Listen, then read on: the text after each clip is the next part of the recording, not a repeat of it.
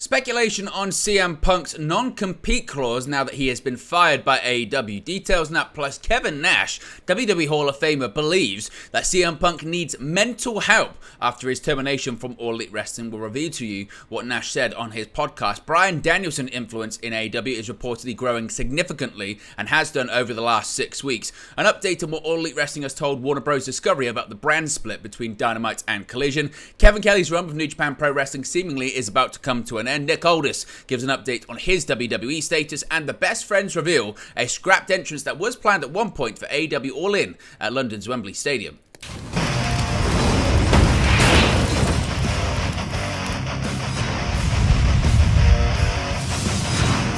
Hey guys, welcome back to Wrestling News 365. Hope everyone is doing very well. As always, there are plenty of news stories to get into in the world of professional wrestling. And let's start off talking about CM Punk. Now that he's gone from AEW, many have speculated if he might return to WWE, go to New Japan Pro Wrestling, or just do something else in the world of professional wrestling. But given the fact that his contract didn't expire, it was terminated, is there a non-compete clause involving Phil Brooks' AEW deal? Now, with CM Punk's AEW departure starting to truly sink in for many, some have begun wondering what could possibly be next for the 44-year-old wrestling star. Speaking on today's Wrestling Observer Radio, Dave Meltzer conceded that he didn't have the details on Punk's AEW contract, but offered up some information on what might be expected when someone is fired for cause based on historical evidence. Quote, "This is not WWE, so this probably doesn't apply, but it perhaps does. In a standard WWE contract, if you are fired for cause, you have a 1-year non-compete clause," Meltzer said. "I am sure if somebody went to court and was not being paid for a year, even if they screwed up and were fired for cause, I can't imagine any judge not saying, look, you can't do a non-compete."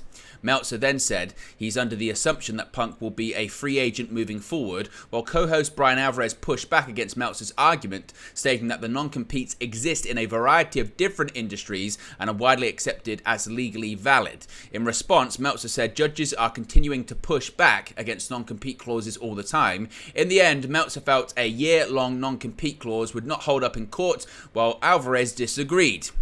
Now, whether Punk is under a non-compete clause or not, his return to professional wrestling is far from a sure thing. In the fallout of his AEW firing, reports have emerged that there are still important people backstage within WWE who still have legitimate, ongoing, and long-term problems with the former WWE champion. However, there's no denying that a Punk return to WWE would draw a number of eyeballs, and with WWE entering a new era as the UFC merger approaches close with TKO Holdings under the Endeavor umbrella, it's impossible to say for sure what the future holds for a relationship between Punk and WWE. So what are your thoughts on CM Punk's future in pro wrestling? Do you think we'll see him in WWE? What are your thoughts on a potential non-compete clause? Do you agree with Dave Meltzer that there's a likelihood that he won't have one, or the one he has won't be for a year or anything like that? Or do you agree with Brian Alvarez that if he does, he might not be wrestling for a really, really, really long time? Let me know your thoughts about that in the comment section below. Now, continuing to talk about CM Punk, lots of people have been having their say, of course, about his AEW departure, one being WWE Hall of Famer Kevin Nash. Now, ahead of AEW Collision on September 2nd, AEW announced that CM Punk had been terminated from the company with cause as a result of his backstage altercation with Jack Perry at All In. In a speech given to the Chicago crowd inside the United Center, AEW President Tony Khan said that he feared for his safety and his life at the event, and he took responsibility for making the decision to fire CM Punk after receiving advice from a disciplinary committee. Speaking on the latest edition of Click This, WWE Hall of Famer Kevin Nash addressed CM Punk's AEW exit, saying the top star needs to go as he was becoming destructive for not only himself but for AEW. Nash also pointed out that younger stars might try to emulate Punk's behavior, something that can't be allowed to run rampant backstage. He also suggested that Punk needed mental help. Here's what Nash had to say, quote, "Honest to God, I mean this in all seriousness. What I take from this whole thing is he needs serious help. He needs mental help. When it becomes destructive, when there's a chance this costs you millions of dollars and you just continue to push and push and push, they have to let him go. I tell you right now, man, if I would have broke in and saw some MFer doing that shit, I would have said, oh, if he can get away with that, well then F, I'm going to do it too." Now, continuing, Nash said that he believes Tony Khan needs someone backstage to act as a heater, someone intimidating who will shut down these kind of confrontations before they get out of hand. According to Nash, Vince McMahon, WWE's executive chairman, would never tolerate such disrespectful behavior. Here's what he said regarding that, quote, "I just think that Tony Khan needs to get someone there to be the heater. He needs to bring somebody in. Vince wouldn't put up with that shit. It's disrespectful to Tony. To me, Punk is almost a bully at this point because he knows that Tony is not. That's just not in his DNA." So certainly quite explosive comments there by Kevin Nash, suggesting that CM Punk needs to take a look at himself and possibly get mental help because he's been so self-destructed. Do you agree with what Kevin Nash is saying? Let me know your thoughts about that too in the comment section below. Now, one person who has seemingly replaced CM Punk moving forward, particularly as the face of Collision and possibly on creative as well, is Bryan Danielson. And according to Mike Johnson from PW Insider, Bryan Danielson has risen greatly in terms of behind-the-scenes influence politically over the last 6 weeks. According to PW Insider, they are told that even before London, Danielson had taken on the responsibility of trying to facilitate between talents. Tony Khan stated that if something should happen to him where he cannot run the promotion, his father, Shahid Khan, should turn to the American Dragon. Regarding CM Punk's exit as well and what it means for merchandise, etc. for AEW, CM Punk has been removed from the AEW roster as well as graphics for Collision.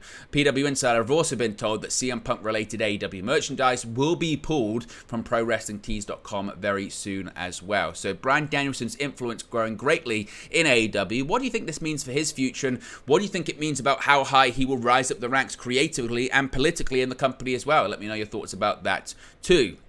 Now, lots of people have been wondering in the aftermath of CM Punk's exit from the company, what does it mean about Collision? Of course, previously there was a kind of soft roster split between the two shows, which some people liked.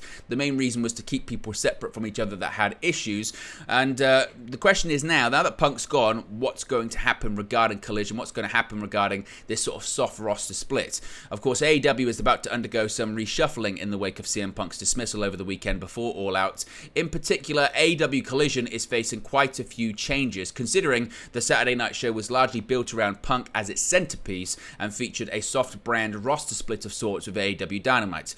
According to the latest episode of Wrestling Observer Radio, the lines drawn between the rosters of both shows will soon be a thing of the past, though some talents may still spend more time on the show than others. Theoretically, everyone is available to appear on any show they're called to. However, someone like Bryan Danielson will likely be more of a regular on Collision, something Tony Khan alluded to at the recent post-All-Out media scrum. Several AEW talents have already crossed over and spent time on both Dynamite and Collision, and last Saturday's episode, which came post-Punk termination, had a number of notable AEW stars make their first appearance on Collision since the show's launch. This included former AEW Women's World Champions Britt Baker and Hikaru Shida, who teamed with Chris Statlander to take on Ruby Soho, Toni Storm, and the reigning AEW Women's World Champion Saraya. Then there were the Young Bucks running in to make the save for FTR following Dax Harwood's loss to Jay White. So it looks like the roster split is a thing of the past. Do you think that's a good thing or a bad thing? Did you like the fact that Collision felt so different to Dynamite? And is there a concern that with the roster split somewhat ending, now we're going to see a case of both shows looking quite and feeling quite similar? Let me know your thoughts, as always, in the comment section below. Now, speaking of Collision, one of the commentators on the show is Kevin Kelly, and it looks like he's no longer going to be splitting his duties with both AEW New Japan Pro Wrestling, and he's provided a timeline on his role with New Japan Pro Wrestling ending as well. There's been some question about Kevin Kelly's role as the English commentary lead for New Japan Pro Wrestling ever since he signed on to be part of the broadcast team for the recently launched Collision.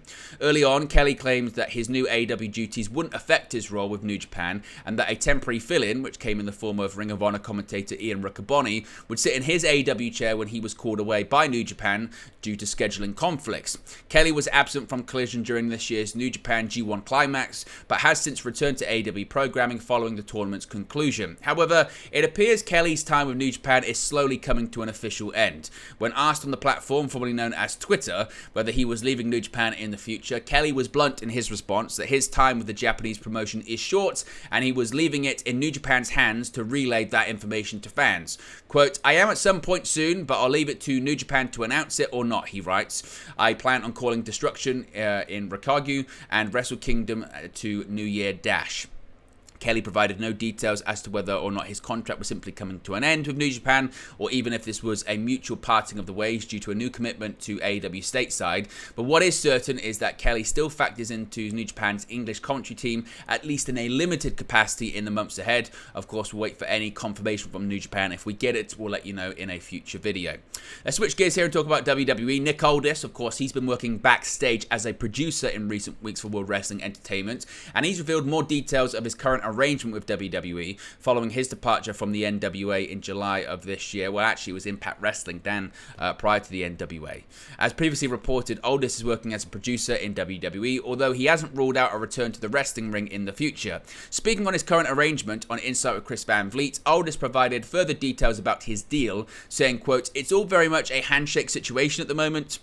Very much a, hey, why don't you come in, see how this all works, see if you like it. I will say this, they've been very, very good to me and very, very, very accommodating. They've said, look, this is as much about whether you like it as to whether we want you." Aldis would go on to reaffirm that his in-ring days are far from over at the age of 36, adding, quotes, "Now, where that goes, I don't know, and I'm okay with that. It's tough with the internet and social media because people want to put this definitiveness on everything, this finality. Oh, that's it, he's with WWE, that's it, game over." So now people are asking, oh, are you not wrestling anymore? Are you retired? Even the boys are saying, are you done wrestling? Just slow down.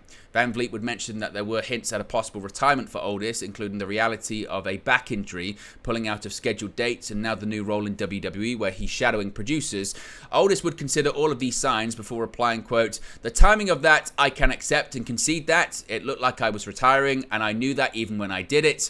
I knew this isn't great because now people are going to put two and two together. Oh, he must be retired. He must have a back problem and can't wrestle anymore. Not the case. I can still wrestle 100%. I just took more dates recently." So he's saying that he's still ready to go, and his arrangement with WWE right now is just a handshake agreement.